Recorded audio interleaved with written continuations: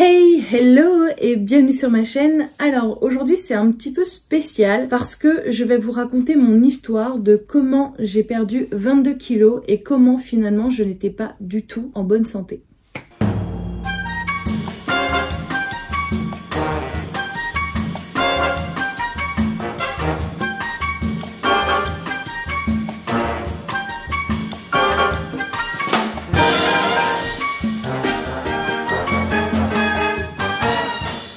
Alors c'est un petit peu particulier pour moi de vous raconter ça. Je pensais pas un jour revenir sur ce parcours-là, sur cette période-là de ma vie, qui a pas été forcément facile. Tout d'abord, je tiens à vous dire quand même que si jamais vous avez des troubles alimentaires, si jamais vous avez des soucis tels quels, surtout dirigez-vous vers des spécialistes qui vous guideront beaucoup mieux. Là, je vais tout simplement vous raconter mon récit de comment les Candeloro et le CrossFit m'ont aidé et m'ont sauvé entre guillemets. Alors sauver, c'est peut-être un grand mot, mais je pense que c'est quand même important de le stipuler parce que vous allez comprendre tout au long de mon histoire que finalement ces personnes-là comme les Candeloro et aussi le sport, donc le CrossFit principalement, m'a énormément aidé à transformer un petit peu mon état d'esprit et à surtout me révéler et me sauver en fait entre guillemets et me rendre en meilleure santé, que ce soit la santé psychologique ou que ce soit la santé physique. Déjà, je tiens quand même à vous dire que c'est pas une chose facile comme exercice pour moi de vous raconter ça. J'ai l'habitude d'être toujours en plein délire, d'être pleine de vie, d'être hyper pétillante. Là, ça va être un petit peu plus compliqué parce que ça va retracer des périodes de ma vie qui ont pas forcément été faciles. Mais je remercie quand même mes meilleurs amis qui ont été là tout au long de ma vie finalement et qui m'ont toujours soutenue avec beaucoup de bienveillance, où je sais que ça a pu être vraiment difficile finalement. Donc voici, là c'est une photo de moi au début de mon adolescence, donc tout va bien, comme vous le voyez, je faisais énormément de sport, j'allais au patinage tous les jours, debout à 5 h du matin, mon très cher père et ma maman m'ont amené quasiment tous les matins patiner, donc eux aussi se levaient, le week-end on était en compétition, donc j'avais un rythme hyper soutenu. À cette période-là de ma vie, je mangeais hyper sainement, je devais manger 1 ou 2 McDo par an, clairement, franchement c'était vraiment une période où pour le coup j'étais vraiment en bonne santé, mais en même temps c'est normal, c'était le début de l'adolescence. La seconde photo, donc ça y est, là on est en plein dans l'adolescence. Je venais d'arriver dans un collège où clairement on se foutait beaucoup de ma gueule. On en parle très rarement à nos parents finalement quand on est dans cette période-là de notre vie. C'est arrivé à énormément de personnes et pas qu'à moi, où on vous victimise, où on se fout de votre gueule, où en fait les enfants entre eux sont méchants, clairement c'est de la méchanceté gratuite. Et pendant du coup cette phase-là de ma vie, je me suis rabattue sur les sucreries, sur tout ce qui allait être Kinder Bueno, Nutella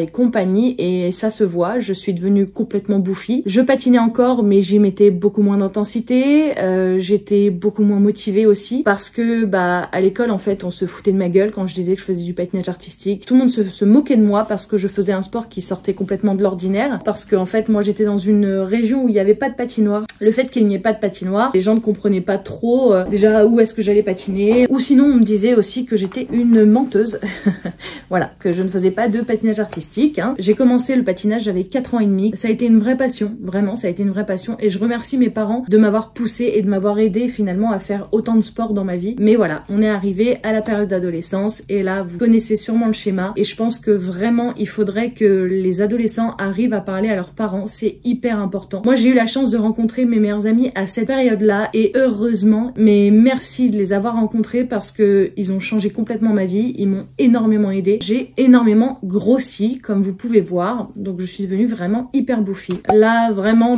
comme on peut voir, je commence à avoir une énorme poitrine. C'est quelque chose qui était très très gênant. Personne ne me parlait droit dans les yeux, même les femmes me regardaient droit dans les seins.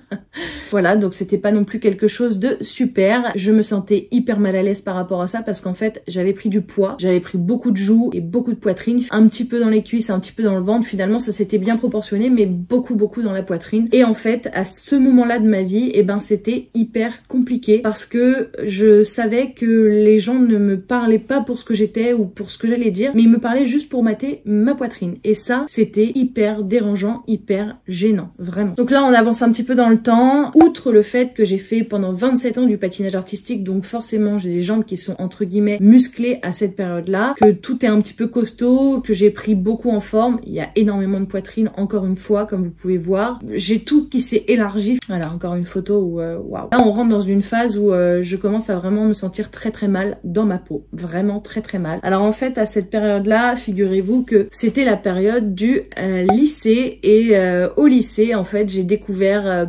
que toutes mes copines de cette période là allaient beaucoup manger chez Pizza Hut, allaient beaucoup manger chez McDo, mais finalement en fait je prenais le rythme comme elles pour m'adapter et pour leur ressembler et pour qu'on évite de se moquer de moi, parce que j'avais eu beaucoup de moqueries par rapport au patinage ou par rapport à tout ça. Donc comme je voulais être vraiment pareil, en sachant que moi j'ai toujours eu un style très affirmé quand même, très pin-up, enfin j'ai toujours eu un style qui sortait un peu de l'ordinaire, donc du coup déjà on se moquait pas mal de moi quand j'arrivais avec des Santiago, parce qu'à l'époque ça n'était pas la mode, ou quand j'arrivais avec mes petits nœuds dans les cheveux, qu'on se moquait tellement de moi que je me suis dit il faut t'adapter et faire exactement comme les autres. Donc à cette période-là de ma vie j'étais complètement dépourvue de personnalité. Voilà. Mais encore une fois, je savais que j'allais retrouver toujours mes meilleurs amis qui étaient là pour moi. Ils m'ont tellement soutenue, tellement aidée. C'est dingue comment des amitiés de longue date en fait peuvent nous aider à surmonter plein de choses. Là c'était des vacances à Marrakech, donc vous pouvez voir quand même que je suis pas mal en forme. Par contre, ce style vestimentaire, no way. C'est pas possible, parce que deux débardeurs l'un sur l'autre, c'était tellement à la mode quand j'étais au lycée, je ne comprends pas. Et c'est serre-tête, acheté à moins X%. Non, plus jamais de ma vie. Hein. Oh, quelle horreur. Là, c'était au Portugal avec mon meilleur ami. Voilà, donc on peut voir que j'ai quand même une poitrine assez imposante. C'était hyper gênant, comme je vous le disais. Il y avait jamais de maillot de bain qui allait à ma taille. C'était impossible de trouver des maillots de bain corrects qui maintiennent, et c'est franchement pas facile pour moi de revenir sur tout ça. Donc vraiment, je suis navrée s'il y a beaucoup de s'il y a beaucoup de moments de latence, mais c'est vraiment pas non plus hyper facile pour moi de revoir ces images et de vraiment raconter ce récit. C'est ma première année chez les Candeloro. Je venais d'intégrer la troupe Candeloro Show Compagnie. Donc ça, c'est une des premières photos que j'ai dans cette équipe. Donc comme on peut voir, je suis pas du tout bien dans ma peau. Je ne me sens pas bien parce que c'est l'ère de Instagram et de toutes ces Instagrammeuses hyper fit, hyper gaulées, hyper bien foutues. De voir toutes ces images sur Instagram et même dans les magazines finalement à cette période-là, et ben je me disais mais c'est ça le corps qu'il faut avoir, c'est le corps parfait, c'est celui-ci qu'il faut avoir. Alors attention, ce n'est pas du tout vrai, hein, évidemment. Et j'ai compris bien après, il faut juste apprendre à s'aimer. Maintenant, à cette période-là de ma vie, je n'étais pas du tout en bonne santé parce que je sortais énormément, je picolais beaucoup, je mangeais pas du tout correctement, pas comme mes parents m'avaient appris à manger finalement. Ce rapport à la nourriture était vraiment... En fait, j'étais devenue tellement complexée que du coup, je faisais plus que manger au lieu de juste rééquilibrer mon alimentation. Ça, c'est un de mes premiers spectacles avec les Candeloro, donc comme vous pouvez voir, j'essaye toujours de camoufler quelque chose, donc je cachais mon ventre, enfin j'étais vraiment pas du tout à l'aise. En plus là, je suis stressée parce que c'est une de mes premières représentations. Avant d'aller chez les Candeloro, faut savoir que j'étais dans une autre troupe de patinage, mais dans cette troupe-là, en fait, on m'a enlevé mon solo parce que, en fait, la responsable de la troupe m'avait dit que j'étais beaucoup trop grosse et que je ne pouvais pas avoir de solo. Encore une fois, on te renvoie dans la face que tu as grossi, que tu es devenu très costaud, et on te le dit, on te dit non, tu ne patineras plus, tu vas te mettre maintenant comme ça, donc un costume qui était complètement en camouflage. On te renvoie en pleine face comme quoi tu as grossi, comme quoi tu es costaud, comme quoi tu n'auras plus de solo parce que tu n'es pas belle à regarder. Donc c'est l'image qu'on te donne de toi-même, alors que c'est totalement faux. Un corps est un corps, il n'y a pas de beau corps ou de corps moche en fait. Et moi à cette période-là, je ne le savais pas. Et du coup, en fait, quand on m'a appris ça, quand elle m'a dit ça, je me suis dit je ne peux pas rester dans cette équipe. J'ai été tellement mal dans ma peau, j'en ai pleuré toute seule le soir. Je me mettais dans mon coin, je me camouflais des gens finalement. Et après, en fait, c'est à cette période-là où j'ai commencé à mettre des gros pantalons à pince pour pas qu'on voit la taille de mes jambes. Donc je mettais vraiment des pantalons à pince énormes. Je mettais des chemisiers hyper amples pour pas qu'on voit en fait tout mon corps. J'essayais de camoufler un maximum tout ça parce que je me sentais très mal dans ma peau à cause de cette personne-là qui m'avait renvoyé ça dans la face. Et je me suis dit ok, je vais plus jamais faire de spectacle parce que je ne peux pas faire de spectacle finalement vu que en fait je suis trop grosse. J'ai arrêté pendant presque 1 an le patinage et puis je me suis réinscrite quand même parce que le patinage me manquait. J'ai rencontré Philippe pendant un de nos galas de patinage qui était venu à Boulogne pendant que je faisais mon gala de fin d'année. Il parlait de sa troupe à une des nanas de mon club de patinage et je me suis dit mais moi aussi je veux essayer. Donc j'ai appelé ma meilleure amie et je lui ai dit écoute ça te tente de venir m'accompagner pour passer le casting. Et avec ma meilleure du coup on est parti, j'ai passé le casting, j'ai été prise et là j'ai rencontré Olivia. Cette femme a littéralement changé ma vie, changé ma vision des choses et changé mon opinion de moi-même. Elle m'a beaucoup aidée psychologiquement, même si à cette période-là de ma vie je m'en suis pas rendu compte. Pendant cette période, je ne me suis pas rendu compte que cette femme m'aidait énormément et m'avait énormément apporté. Mais je suis encore très mal dans ma peau. J'avais très peur des photos à ce moment-là. Vraiment, je voulais pas voir tout mon corps comme ça. Alors que quand vous voyez, on était plusieurs et en fait, dans cette troupe, et c'est ce que j'aime chez les Candeloro, bah il y a tout type de corps. Il y a pas toi t'es grosse, toi t'es maigre. Il y a pas de ça en fait. Il y a pas de jugement sur son corps. Je trouve que ça aide énormément parce que du coup, ça te décomplexe. Parce que tu te dis en fait Olivia, la seule chose qu'elle essaye de faire c'est juste qu'il y ait un beau mouvement d'ensemble, juste une belle équipe et une belle cohésion sur glace et pas forcément bah que elle va être mise en valeur parce qu'elle est bien foutue. Il n'y avait pas de tout ça dans cette équipe là. Cette mentalité des Candeloro, je les remercie tellement, mais tellement. Enfin vraiment ça m'a changé la vie, littéralement. Ça y est, là j'avais commencé à mincir mais sans m'en rendre compte. C'est juste que je mangeais moins de saloperies, j'avais pas le temps de manger des saloperies parce que j'enchaînais 2 à 3 boulots en fait. À cette période-là, je travaillais chez Orcanta Lingerie. En plus de ça, je travaillais aussi chez Roland Garros où là j'étais chauffeur officiel. Puis bah du coup, j'enchaînais beaucoup de spectacles avec les Candeloro et là ça a été incroyable parce que je me sentais pas du tout grosse, je me sentais bien dans ma peau. Je commençais en fait à me sentir bien dans ma peau. Et du coup, je me suis dit vas-y, je vais faire un shooting photo. Donc voilà, je commençais à exprimer un petit peu plus mon style vestimentaire. Donc ça c'est encore un spectacle avec les Candeloro où vraiment je commençais enfin à m'épanouir grâce à eux. Et puis j'ai rencontré quelqu'un, il a fallu ça pour que je me sente à nouveau pas bien dans ma peau. De temps en temps je dormais chez lui et un matin je me suis réveillée en me disant bah tiens il y a du Nutella, je vais me faire une petite tartine de Nutella. Je commence à préparer ma tartine de Nutella, il arrive, il me tape sur la main, la tartine évidemment tombe par terre et là il me dit tu penses pas que t'es déjà assez grosse pour pouvoir manger du Nutella comme ça? Alors déjà je tiens quand même à vous dire, ne vous laissez pas parler comme ça, vous êtes libre de vos choix. Si vous voulez manger une tartine de Nutella le matin, mangez votre tartine de Nutella. Si vous vous sentez bien dans votre peau, personne n'a à vous dicter ce que vous devez manger ou pas. Du coup, bah juste après, figurez-vous que je l'ai quitté, hein, donc sans grande surprise, je l'ai quitté. Dans la même semaine, je suis sortie avec une amie. On est parti à l'époque, c'était la Nouba. En allant à cette soirée, j'ai vu plein de nénettes qui avaient des crop tops, qui mettaient des shorts et qui avaient l'air de se sentir hyper bien dans leur peau. Moi, j'avais quand même encore mes trucs un petit peu larges. Je mettais des jeans, mais je portais quand même des choses très larges. Le fait que j'ai quitté mon ex et que j'ai vu ces nénettes, je me suis dit mais moi aussi je veux me sentir bien dans ma peau, moi aussi je veux pouvoir mettre des crop tops et des shorts parce qu'à cette époque-là j'osais quand même pas, même si je commençais à me sentir de mieux en mieux dans ma tête. Finalement j'étais pas non plus à 100% en accord avec moi-même, donc je me suis dit mais moi aussi je veux ça. Et du coup sur Instagram il commençait à sortir, vous savez, tout ce qui était programme fitness et compagnie, donc là on a commencé à avoir un boom d'ailleurs là-dedans. Je me suis dit mais vas-y je vais suivre un de ces programmes, c'est pas suffisant les spectacles, tu ne fais plus de sport-études, tu ne fais plus suffisamment de sport, donc je me suis dit il faut que tu fasses ce programme de sport. Après ce déclic, boum, j'ai commencé à acheter 1 ou 2 programmes de sport, à les commencer.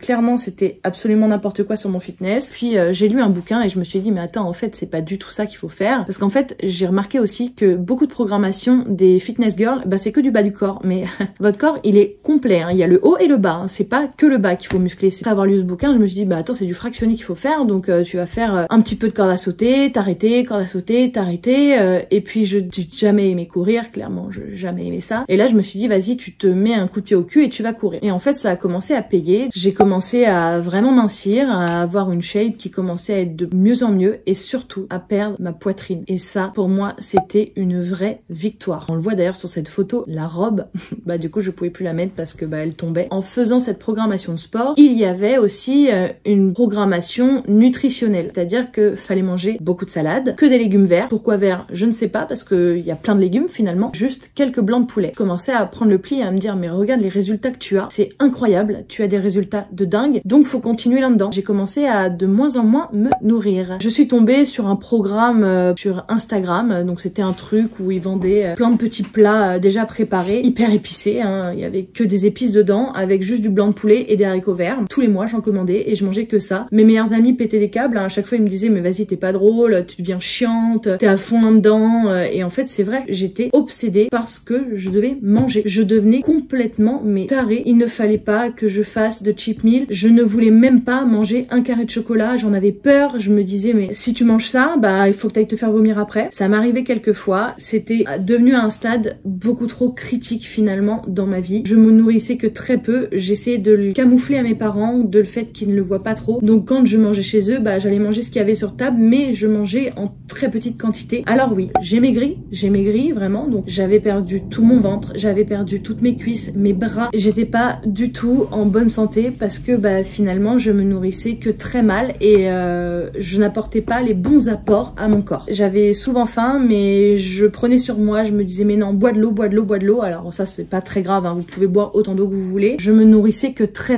mal. Dans ma lancée, je continue de regarder Instagram et je vois beaucoup de fitness girls à la salle et je me dis mais moi aussi je veux maigrir comme ça, je veux avoir le corps qu'elles ont, ce qui est totalement impossible parce que nous n'avons pas tous le même métabolisme. Donc bah je me suis dit inscris-toi en salle de fitness. Fin 2015, je me suis inscrite avec une amie à moi, on s'est inscrite en salle de fitness, elle est venue 2 fois et après elle est plus revenue et franchement quand t'arrives en salle de fitness, je tiens quand même à le dire, je trouve que bah déjà tous les regards sont portés sur tout le monde se regarde, tout le monde, c'est dingue comment c'est gênant. Je ne savais absolument pas quoi faire, je ne savais pas si j'avais le droit ou si je pouvais aller aux haltères, si je devais faire des squats, ce que je pouvais faire pour travailler peut-être un petit peu le haut du corps, mais en fait tout ça j'avais tellement peur que du coup bah je me mettais sur mon vélo et j'y restais pendant 1 heure au début et je faisais en fait du fractionné, donc ça a commencé à payer. Puis après je regardais un petit peu bah toutes les nanas d'Instagram et je les voyais faire des squats accompagnés. Non, ne faites jamais ça d'ailleurs, jamais, ne faites pas ça, vraiment pas, je déconseille hein, vraiment. Mais je maigrissais, donc je continue en fait dans ma pente de descente à essayer de faire un maximum en sorte de devenir hyper sèche finalement. Ou bah là en fait on voyait mes côtes, ce n'était pas des abdos qu'on voyait, c'était clairement mes côtes. Voilà, j'étais de moins en moins bien dans ma peau en plus aussi, hein. J'étais pas bien psychologiquement parce que je me voyais mincir, je me voyais vraiment maigrir, devenir de plus en plus sèche. Alors là c'était pendant la période des fêtes, vous voyez, et j'essayais pareil je mangeais vraiment pratiquement rien quoi. Et là alors le comble sur cette photo, c'est qu'en plus j'avais mis un soutien-gorge push-up parce que j'avais tellement perdu que j'avais vraiment beaucoup maigri de la poitrine. Tu te sens de moins en moins bien dans ta peau, tu te sens de moins en moins bien dans ta tête. Et encore une fois, mes amis ont toujours été là pour moi et ils m'ont toujours soutenue et épaulée. Outre ça, au patinage, bah, je racontais beaucoup ma vie à Olivia et finalement, elle a toujours été la bonne épaule. Pêche que bah, les filles de la troupe vraiment ont eu un rôle très important dans ce changement psychologique aussi. Donc vraiment, c'est toute mon équipe Candeloro Show Company et mes meilleurs amis de longue date qui m'ont aidé en fait à surmonter tout ça. Après ça, j'ai croisé la route d'une pancarte où il y avait écrit venez découvrir le CrossFit. Je ne savais pas ce que c'était, je ne connaissais pas du tout ce milieu-là. Et là, je me rends compte que c'est un sport mais incroyable, c'est hyper varié. Je vois les nanas au CrossFit, elles ont des brassières et des shorts, mais elles ont pas un corps parfait comme le dirait Instagram ou comme le diraient les magazines, mais elles se sentent bien dans leur peau, du coup elles sont belles en fait. Elles sont belles à regarder parce que bah elles ont le corps qu'elles ont, mais en fait comme elles se sentent bien dans leur peau et dans leur tête, je les trouve hyper belles, hyper radieuses et je me dis mais c'est incroyable. Et là je découvre qu'en fait dans le CrossFit il y a plein de mouvements différents contrairement à la salle de fitness où je commençais vraiment à tourner en rond en plus. C'est vraiment dans les débuts du CrossFit, je sais pas ça faisait combien de temps que j'en faisais et comme vous pouvez voir je commençais à avoir des abdos, des trucs que j'avais jamais eu de ma vie en fait, dessinés comme ça, donc dingue. Et puis là je commence carrément à avoir des épaules, à avoir des bras dessinés et là je me sens de mieux en mieux, mes amis me retrouvent un peu parce que je me nourris à nouveau, parce que finalement quand j'ai commencé le CrossFit je me suis dit mais j'ai la dalle, j'avais tellement faim, mais tellement faim, tout le temps faim, finalement j'avais tout le temps envie de manger parce que je brûlais énormément de calories. Et en fait c'est à cette période-là où je me suis remise à remanger naturellement, normalement. Et quand je vous dis normalement, c'est juste à manger les bons apports caloriques au bon moment. Donc à manger mes fruits et mes légumes, à manger mes glucides, à manger mes protéines, sans être dans l'abus, à faire 1 voire 2 cheat meals par semaine parce qu'en fait je brûle beaucoup de calories au CrossFit. Donc je me sens 10 fois mieux dans mon corps. Un changement dans ma vie qui a été incroyable et je suis tellement heureuse d'avoir croisé la route de ce panneau publicitaire. J'ai découvert un sport où en fait on te juge pas pour ton physique. On se dit pas non mais faut que je sois gaulée comme ça, faut que je sois comme les fitness girls finalement. Ton physique, on en a rien à faire. Mais vraiment, ce n'est pas du tout important. Et du coup, tous ces dictates qu'on t'a mis dans la tête pratiquement toute ta vie parce qu'on t'a dit que t'étais trop grosse ou parce qu'on t'a dit que t'étais trop maigre, et ben finalement, au CrossFit, c'est tout l'inverse. Et ben que tu sois mec, que tu sois gros, que tu sois hyper musclé, que tu ressembles à un Golgoth, et ben on s'en fout. En fait, on s'en fout royalement parce qu'en fait, tout ce qu'on veut vraiment, c'est ta santé. Tout ce qu'on te dit, c'est fais des exercices pour que ça devienne fonctionnel dans ta vie. Donc, si tu soulèves des KB, c'est pour pouvoir soulever tes packs d'eau sans avoir de problème. Et en fait, on te met vraiment en avant la santé physique et la santé morale finalement, plutôt que le culte du beau corps, parce que le culte du beau corps finalement il n'existe pas vraiment, je trouve. Faut vraiment arrêter avec tout ce qu'on voit sur internet, avec tous ces préjugés qu'on a. Oui, c'est bien beau, des beaux corps sur internet, c'est super, mais qui vous dit que ça n'a pas été retouché? Qui vous dit que ces personnes-là sont bien dans leur tête en fait? Je l'ai appris grâce au CrossFit, et en plus grâce au CrossFit j'ai rencontré l'homme de ma vie. Pour être performant, il faut bien dormir, il faut manger correctement pour être en bonne santé, mais ça n'empêche qu'on peut très bien boire un bon verre de vin rouge, on peut très bien manger un gâteau au chocolat sans avoir à culpabiliser finalement. Le beau corps n'existe pas, c'est soit vous vous aimez tel que vous êtes, soit vous continuez à vous laisser dicter vos lois en regardant en fait des images sur Instagram ou des images sur YouTube, je ne sais pas. C'était pas du tout facile pour moi de vous raconter tout ça, mais c'était important parce que je voudrais qu'un maximum de personnes se rendent compte que on se fait du mal psychologiquement à essayer de croire que les images Instagram ou les images qu'on vous renvoie dans les magazines sont l'image du corps parfait, du corps qu'il faut avoir, alors que ce n'est absolument pas vrai. En tout cas, j'espère que cet épisode vous aura plu. Je vous retrouve la semaine prochaine avec Nutrition Heureuse, avec laquelle on va faire une analyse nutritionnelle. Je pense que ça peut être vraiment intéressant. Et par la suite, dans l'épisode 3, vous aurez la venue de mon homme, avec lequel, là, on va faire une analyse fitness. N'oubliez pas de vous abonner. J'espère que mon récit va aider quelques personnes. Je le souhaite en tout cas, vraiment du fond du cœur. Je vous fais des gros bisous et je vous dis à la semaine prochaine. See ya!